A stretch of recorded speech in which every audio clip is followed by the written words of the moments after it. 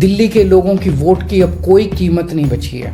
अब सरकार बनाई, उस सरकार की कोई शक्ति नहीं है। तो मोदी जी को साफ साफ दिल्ली की जनता ने कहा कि दिल्ली के काम में दखल अंदाजी मत करना, आप देश संभालो।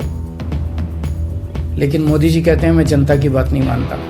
प्रधानमंत्री मोदी जी ने दिल्ली के लोगों की आजादी छीन ली। उन्होंने 1935 वाला अंग्रेजों का कानून बनाया है। आज संसद के अंदर दिल्ली के लोगों को गुलाम बनाने वाला बिल पास कर दिया गया। ये बिल दिल्ली के लोगों को बेबस बना देता है, असहाय बनाता है, लाचार बनाता है, गुलाम बनाता है। जब हम आजाद नहीं हुए थे 1935 में, अंग्रेजों ने एक कानून बनाया था। उस कानून का नाम था गवर्नमेंट ऑफ इंडिया एक्ट। उस कानून में अंग्रेजों ने यह लिखा था कि भारत में चुनाव तो होंगे, लेकिन जो सरकार चुनी जाएगी उसको कोई काम करने की पावर नहीं होगी, काम करने की शक्तियां नहीं होंगी।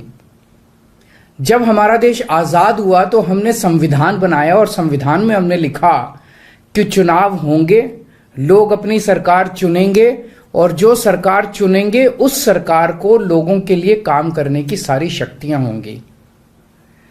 आज आजादी के 75 साल के बाद प्रधानमंत्री मोदी जी ने दिल्ली के लोगों की आजादी छीन ली। उन्होंने 1935 वाला अंग्रेजों का कानून बनाया है कि दिल्ली के लोग, चुनाव तो होंगे दिल्ली में, दिल्ली के लोग अपनी सरकार तो चुनेंगे, लेकिन उस सरकार को काम करने की कोई भी शक्ति नहीं होगी। ये कानून आज हमारे देश की संसद ने पास किया है। दिल्ली के लोगों की वोट की अब कोई कीमत नहीं बची है।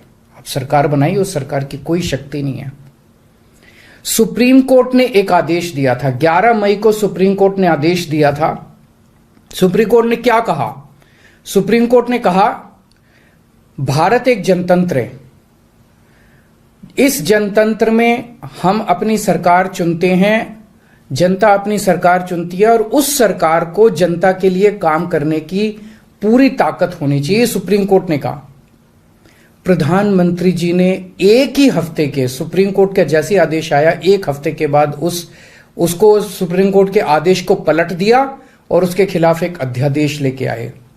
और आज हमारे देश की संसद ने उस अध्यादेश को इस देश का कानून बना दिया कि अब दिल्ली के लोगों की चुनी हुई सरकार को काम करने की कोई ताकत नहीं होगी।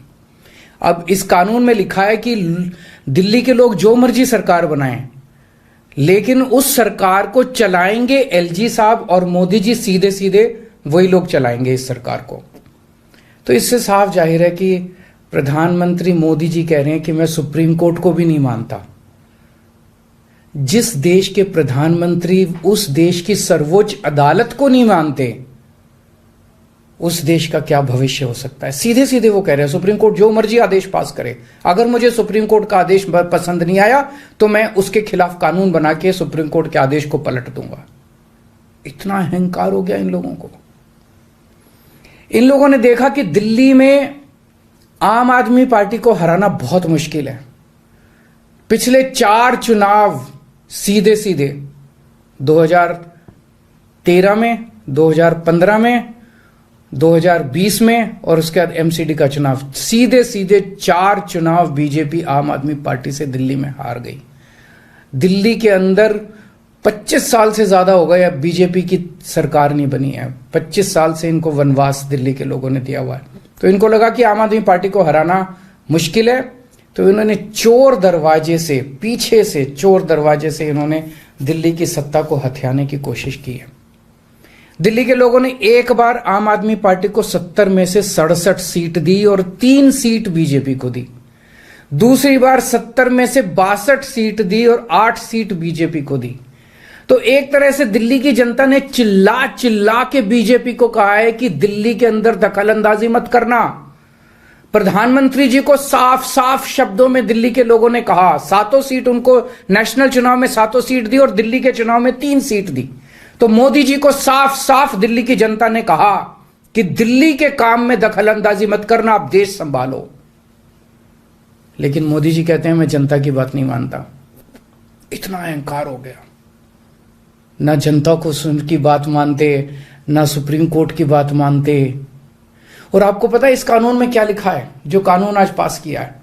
इस कानून में लिखा है कि दिल्ली के ऊपर से नीचे A category, B category, C category, D category जितने दिल्ली सरकार के कर्मचारी हैं, उन सारे कर्मचारियों को के बारे में सारी पॉलिसी केंद्र सरकार बनाएगी। उनकी ट्रांसफर पॉलिसी, कौन अधिकारी, कौन चपरासी क्या काम करेगा, ये देश के प्रधानमंत्री बैठ के दिल्ली सरकार का कौन सा चपरासी क्या काम करेगा, कौन सा चपरासी फाइल उठाएगा, कौन सा चपरासी चाय पिलाएगा, कौन सा चपरासी खाना, ये काम रहेगा प्रधानमंत्री जी को। इसके लिए प्रधानमंत्री बनाया था देश का कि आप दिल्ली के चपरासियों की ट्रांसफर पॉलिसी बनाओगे बैठ के प्रधानमंत्री बनके। आप केंद्र चलाओ ना, आप दिल्ली के अंदर क्यों दखल अंदाजी कर रहे हो? आपको क्या लगता है ऐसा क्यों कर रहे हैं? वो ऐसा इसलिए कर रहे हैं क्योंकि पिछले 7-8 साल में बिना किसी पावर के भी हम लोगों ने जो काम किए हैं, हमने इतने शानदार स्कूल बनाए, इतने शानदार अस्पताल बनाए, 24 घंटे बिजली कर दी, बिजली फ्री कर दी, पानी घर घर पहुंचा रहे हैं, सड़कें बनाई, इतने सारे काम हम लोगों ने कर दिए। इनसे वो काम नहीं हो रहे। 30-30 साल से गुजरात के अंदर इनकी सरकार है, बेड़ा गर्क है गुजरात का। हरियाणा के अंदर इनकी सरकार बनी, हरियाणा में बेड़ा गर्क है इनका। मणिपुर के अंदर बीजेपी की सरकार है, मणिपुर को जला दिया इन लोगों ने। इसलिए केजरीवाल के साथ कंपटीशन नहीं कर सकते, काम में कंपटीशन नहीं कर सकते, हमारे जैसे काम नहीं कर सकते, आम आदमी पार्टी के जैसे काम नहीं कर सकते। इसलिए केजरीवाल को काम करने से रोको, किसी भी तरह से केजरीवाल को काम करने से रोको, बस ये इनका मकसद है। मैं सुन रहा था अमित शाह जी को, वहां पे संसद में भाषण दे रहे थे, कहते हैं झगड़ते बहुत हैं ये लोग, झगड़ते बहुत हैं ये लोग। मैं स्कूल बनाता हूं, ये मेरे को स्कूल नहीं बना देते। फिर मैं जब इनसे कहता हूं मेरे को स्कूल बना देने दो, तो कहते झगड़ता बहुत है केजरीवाल। मैं मोहल्ला क्लिनिक बनाता हूं, मेरे मोहल्ला क्लिनिक तोड़वा दिए इन लोगों ने। फिर कहते हैं केजरीवाल झगड़ता बहुत है। मैं इनको कहता हूं मेरे को मोहल्ला क्लिनिक बनाने दो। मैं अस्पताल में दवाइयां फ्री करता हूं, कहते हैं दवाइयां फ्री क्यों करता है। मैं बिजली फ्री करता हूं, कहते हैं केजरीवाल फ्री भी दे रहा है, फ्री की रेवड़ियां दे रहा है, कहते हैं झगड़ते बहुत हैं। मैं जो भी करता हूं, चाहे झगड़ता हूं चाहे जो भी करता हूं, दिल्ली के लोगों को पसंद हूं। इसीलिए 3 बार 4-4 बार दिल्ली के लोगों ने मेरे को, जो भी कर रहा हूं ठीक ही कर रहा हूंगा, तभी 4-4 बार लोगों ने हमें वोट दिया। और होम मिनिस्टर अमित शाह जी क्या कहते हैं, मैंने सुना उनको संसद में, हमारे पास पावर है, संविधान ने हमें पावर दी है कानून पास करने की, हमारे पास पावर है, हमें सुप्रीम कोर्ट ने पावर दिया है ये कानून पास करने की। अरे आपको पावर दी है जनता की सेवा करने की, जनता के ऊपर अत्याचार करने के लिए पावर नहीं दी है आपको। इतना घमंड मत कीजिए अमित शाह जी। आपको पावर दी गई है ताकि आप विकास करें देश का, आपको पावर दी गई है ताकि आप देश के लोगों को शक्तिशाली बनाएं। आपको पावर इसलिए नहीं दी गई है कि आप देश के लोगों को लाचार बना दें और उनके वोट का अधिकार छीन लें। ये जो आप पावर पावर पावर पावर कर रहे हो, ये पावर आपको जनता की सेवा करने के लिए दी गई है। मैंने देखा है अमित शाह जी पिछले चुनाव में आप घर घर जाके दिल्ली के अंदर पर्चे बांट रहे थे, एक एक घर में जाके आप पर्चे बांट रहे थे। दिल्ली के लोगों ने आपको नकार दिया। अब आप दिल्ली के लोगों को तमाचा मारने आ गए। केजरीवाल से नफरत करते करते इस नफरत में इतने अंधे हो गए कि आपने दिल्ली के लोगों के ऊपर अत्याचार करना चालू कर दिया। और मैं प्रधानमंत्री जी को याद दिलाना चाहता हूं, 2014 के चुनाव में प्रधानमंत्री जी आप खुद आए थे दिल्ली, आपका भाषण उठा के देखिए। आपने दिल्ली की जनता को प्रॉमिस किया था कि मेरे को प्रधानमंत्री बना दो, मैं अब दिल्ली को पूर्ण राज्य बनाऊंगा। उसके पहले, हर चुनाव के पहले भारतीय जनता पार्टी ने आंदोलन किए हैं दिल्ली के अंदर दिल्ली को पूर्ण राज्य बनाने के लिए। और आज आप लोगों ने दिल्ली के लोगों की पीठ में छुरा घोंप दिया, अपनी वादे से मुकर गए। अगर आप ऐसे करोगे फिर प्रधानमंत्री पे कौन यकीन करेगा? आपने खुद बोला था 2014 में कि मैं फुल स्टेटहुड बनाऊंगा, फिर कौन जनता आपके ऊपर यकीन करेगी?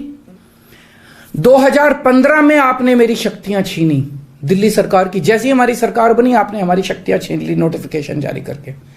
फिर भी बिना शक्तियों के हमने काम किया और दिल्ली की जनता ने मेरे को 2020 में 62 सीट दे के दिल्ली की जनता ने आम आदमी पार्टी की सरकार बनाई। क्यों? क्योंकि मैं दिल्ली का बेटा हूं और आप दिल्ली के नेता बनना चाहते हो। दिल्ली के लोगों को अपना बेटा पसंद है और दिल्ली के लोगों को आप जैसे नेता नहीं चाहिए। हम दिल्ली वाले दिल्ली से बहुत प्यार करते हैं और हम जानते हैं कि बीजेपी दिल्ली के लोगों से नफरत करती है, दिल्ली वालों से नफरत करती है।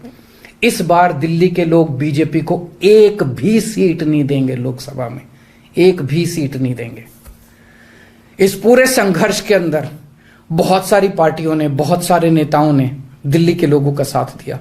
उन सब नेताओं को और उन सब पार्टियों को मैं तहे दिल से दिल्ली के 2 करोड़ लोगों की तरफ से शुक्रिया अदा करता हूं, धन्यवाद बोलता हूं।